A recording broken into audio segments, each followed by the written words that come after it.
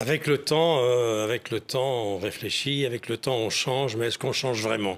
Michel Drucker, c'est un visage que nous avons tous croisé un dimanche après-midi. Un sourire familier qui nous a accompagnés, génération après génération, dans nos salons, comme un membre de la famille, que l'on retrouve semaine après semaine. Plus de 60 ans de carrière, des plateaux mythiques sont encore comme Champs-Élysées, Stars 90 ou Vivement Dimanche, des rires partadars partagés avec des millions de téléspectateurs, et pourtant, derrière cette image de gentleman bienveillant, se cache une histoire bien plus complexe, une histoire d'ombre et de lumière que peu de gens connaissent vraiment. Né le 12 septembre 1942 dans le petit village de Vire en Normandie, Michel n'a pas grandi dans l'univers feutré des caméras.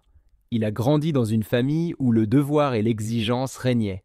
Son père Abraham, médecin d'origine juive autrichienne, était de ceux qui ne laissent aucune place à la faiblesse, ni à l'échec. Sa mère, infirmière, apportait la tendresse, mais le poids des attentes paternelles planait sur chaque respiration. Michel avait deux frères, Jacques, brillant médecin, et Jean, qui allait devenir lui aussi une figure incontournable de la télévision. Et Michel, lui, se sentait toujours à la traîne, l'éternel cancre qui collectionnait les mauvaises notes et les regards déçus de son père. Je trouve bouleversant de lire dans son autobiographie « Qu'est-ce qu'on va faire de toi ?» que son père lui avait lancé un jour qu'il était inutile. Ces mots-là, personne ne les oublie, même lorsque les projecteurs vous offrent la gloire. Michel Drucker, derrière ses plaisanteries, sur les plateaux et ses interviews délicates, porte en lui cette blessure d'enfance, cette impression de ne jamais avoir été à la hauteur. C'est un poids qu'il a transformé en moteur, mais qui ne s'est jamais effacé. Et cela me touche profondément, car nous sommes nombreux à porter le poids de ces phrases assassines, prononcées par ceux que nous aimons le plus, et à nous construire malgré elles.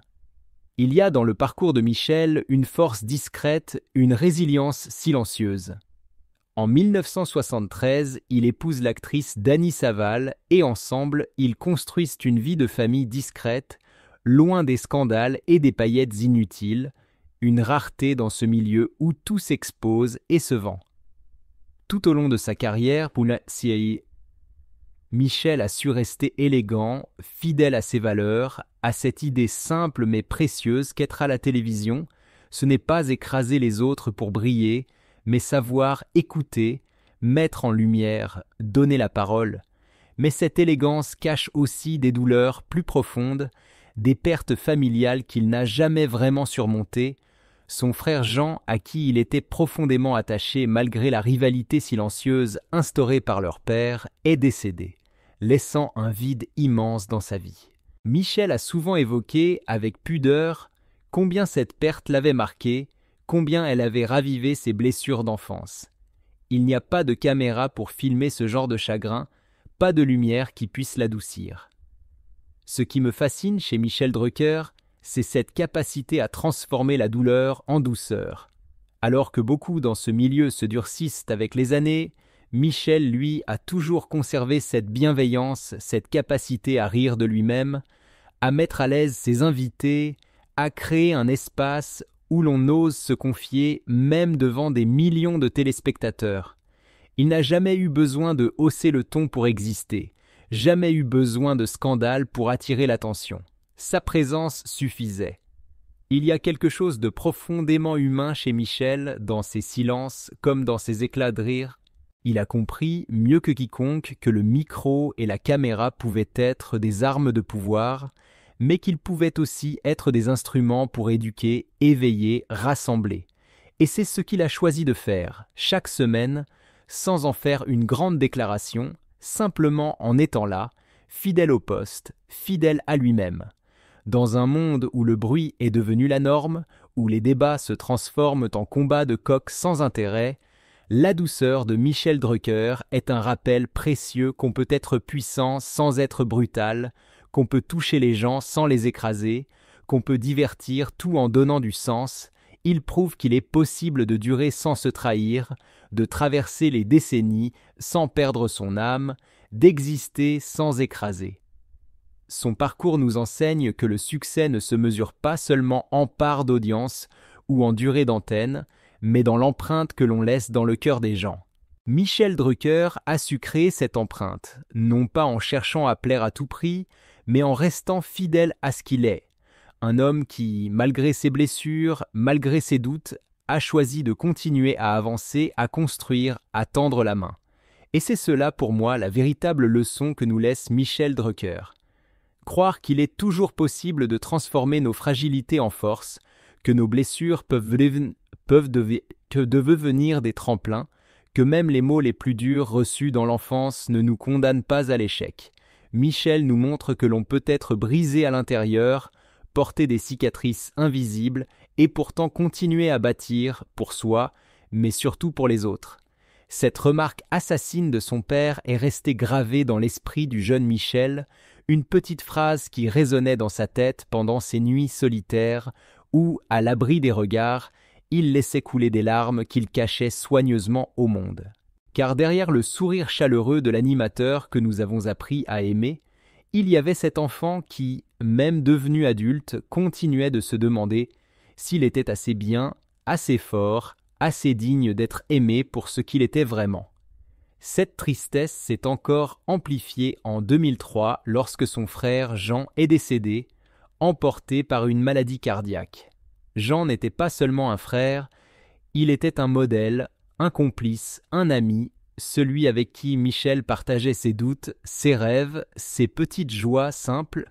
Le jour où Jean est parti, Michel a senti son monde s'écrouler, comme il l'a confié un jour dans une interview avec cette pudeur qui le caractérise.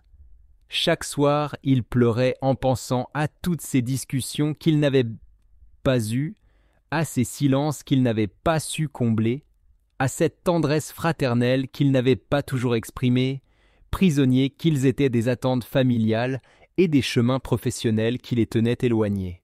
Cette perte n'était pas qu'un drame personnel, elle était aussi un rappel cruel de cette pression familiale qui avait façonné Michel, le forçant à se battre sans cesse pour prouver sa valeur, à travailler plus que les autres, à ne jamais montrer sa fatigue, à toujours avancer malgré les blessures intérieures.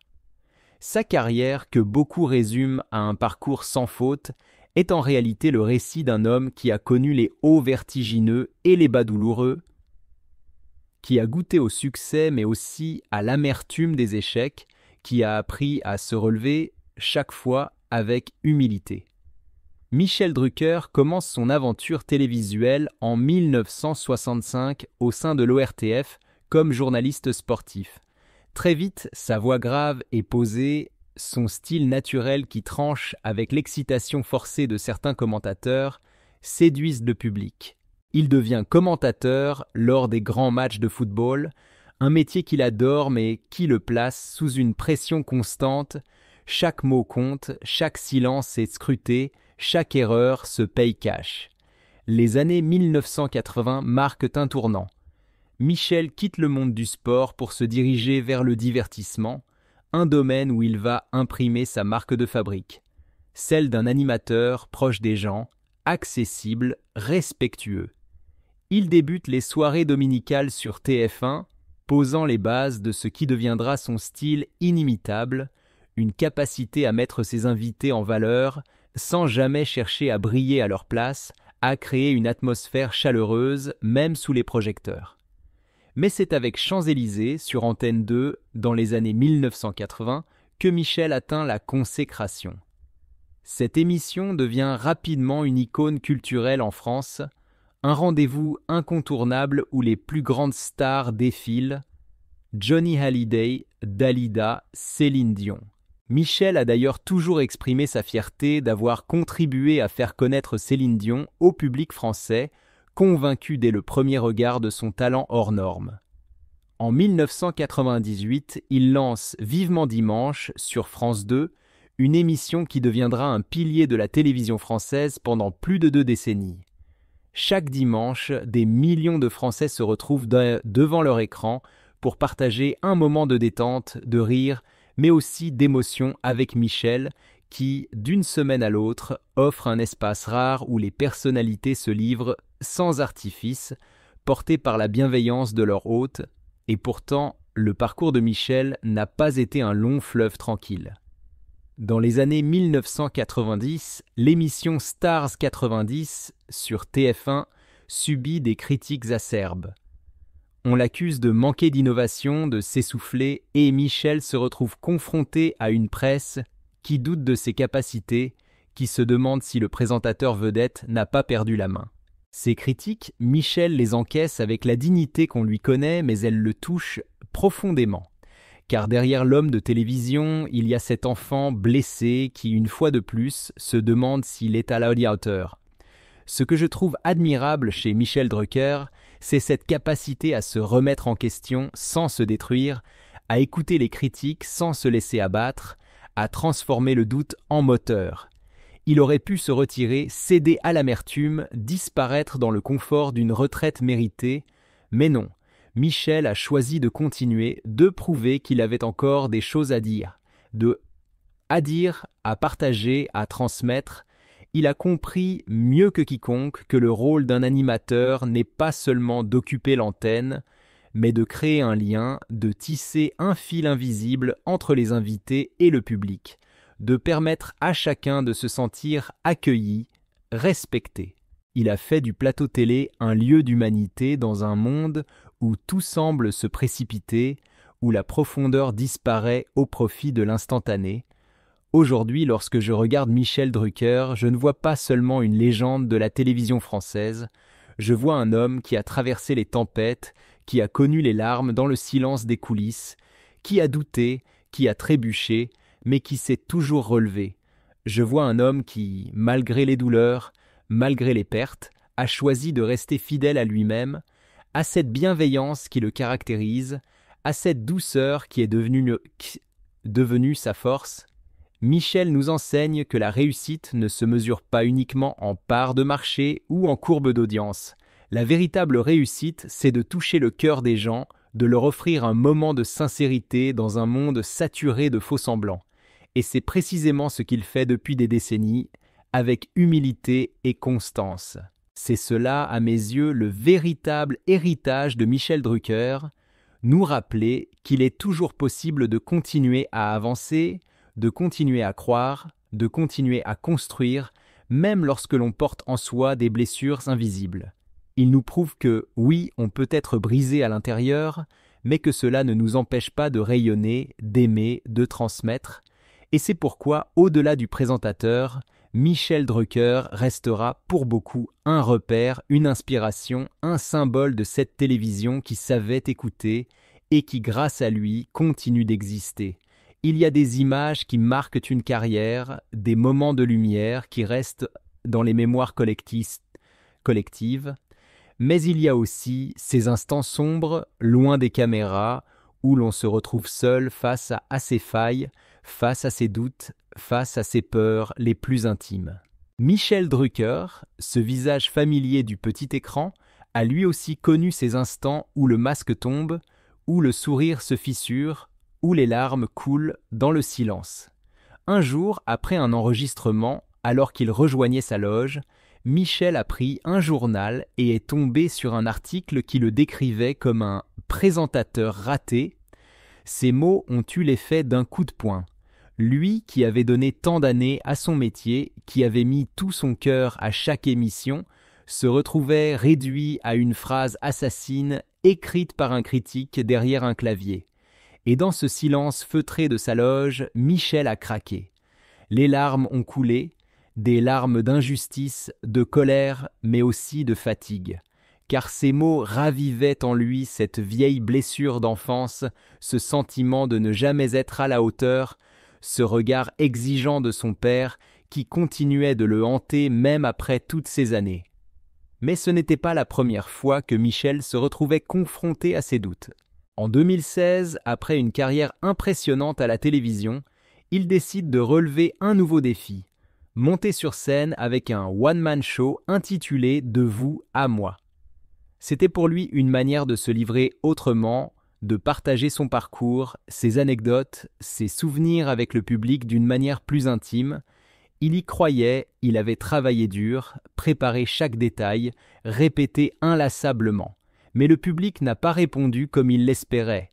Le spectacle n'a pas trouvé son public, et cette déception, Michel l'a vécue comme un échec personnel.